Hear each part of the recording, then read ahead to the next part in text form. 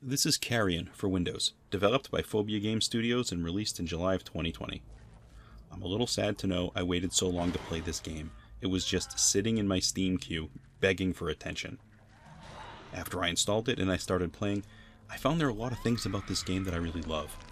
First, as basic as this might sound, this is a fairly small program. I think it's actually small enough to fit on a CD-ROM. That's a CD-ROM, not a DVD-ROM. In an age where I usually have to wait hours to download an 80GB update for some game that I'm already staring at on a disc, it was a joy that I could install this game and get to playing so fast. It also works great on the Steam Deck. Here we have a relatively focused experience, and it looks amazing, it's unique, and it's really fun to play. It's a side-scrolling platformer, and it puts you in the role of this mutated monstrosity that's just trying to escape the facility where you've been imprisoned. You are going to grow and evolve a little bit along the way. This will change your size and actually give you some additional abilities. As far as story goes, there is a basic narrative, but primarily you play as this monster blob thing that's just trying to escape your prison. But there are going to be a couple times you make it to a different zone or a level. You will switch to the control of a scientist. You do this a few times.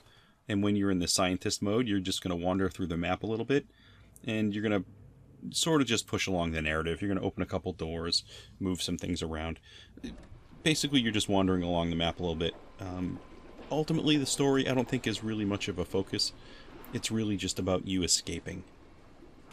In terms of music or sound, there's some music in here, but the sounds are really what sort of stand out for me.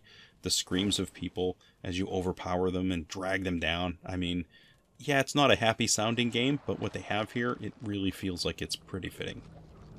To me, Carrion really is about the gameplay. It's the monster that you're controlling. You're this amorphous red pile of gore. You're rolling and squishing along the various corridors, reaching out with your tentacles to pull yourself along or grab enemies, manipulate the environment, that sort of stuff.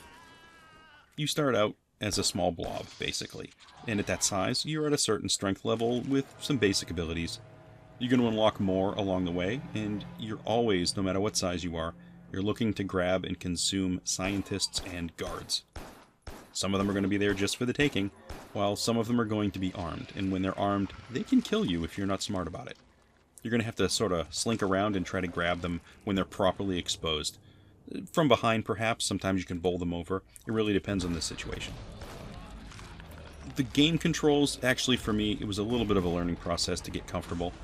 It was the one thing that I found a little odd, but just for a little bit at the beginning. What really happened was I played this for about a week, and then I put it down. When I came back, it took me a while to remember exactly how to attack. It took me a few minutes. By default, you use the right trigger in combination with the right analog stick. It makes sense once you use it, but it's just not very intuitive, I don't think. More often than not, modern games have a similar controller scheme. Many are going to handle pretty much the same. This one, with the right trigger in combination with that analog stick, it was a little different. It threw me off for a moment.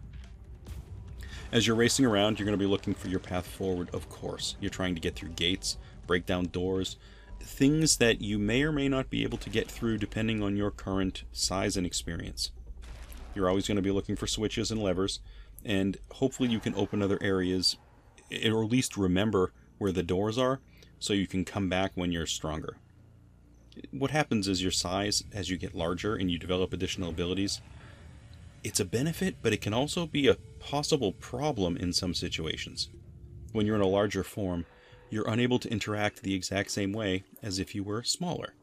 In your smallest form, you have the ability to launch this sort of projectile tentacle. You can go through doors, or grates basically, and you can knock over switches. But that's something you can't do if you are in your larger form. To compensate for this, you're going to find there are these pools of water. Certain areas where you can actually, if you go into them, you can drop off some of your biomass. That shrinks your size. When you do this, it does make you a little weaker, but it does offer you the ability from that size. And at that size, that might be what you need to get through the puzzle. Having a different ability at different sizes, that's a really interesting concept to me. You have to not only figure out this map, but you have to manage your size so you can better interact with the environment at different times. It's just an additional layer of puzzle, I think, to escape the areas that you're in. Also, there's obviously something morbidly amusing about zipping around and eating people. You're going to bowl them over and drag them close with your tentacles. It's fun and it's kind of crazy. And then you're devouring them with these gigantic teeth snapping shut on bone. It's a different experience. Carrion is basically a unique Metroidvania type of a game that's maybe not too difficult on its surface, but it also doesn't give you a map at the same time. So you're never reminded where you need to go or where you've been. With no map, you really have to pay attention. You can find yourself walking in the wrong area, or wasting time backtracking if you're just not familiar with where you're supposed to go. There are certainly some online websites that do have maps. If you're really in a bind, you could give them a try, but even with those images, it's not always the easiest to understand exactly how these caverns are laid out. It's a time when actually not having a map guide, it seems to add flavor to the game. Maybe it's a little unusual for modern games because everyone always seems to give you direction or a map by default. But here, it kind of makes it a little harder. It definitely makes it something that you have to pay attention to, that's for sure. There are also mods available for this game. I haven't gone and installed any, but there are mods out there available for the taking, and there's even a menu item that is with the game that speaks to this. Like I said, it's something I haven't experienced yet, but I'm really impressed that they opened up this game for the mod community. They can give you like an unlimited game if people are really actively in development for it. How cool is that? Well, that's all I have today for Carrion on Steam. Thanks for stopping by for a look, and hope to see you on another video.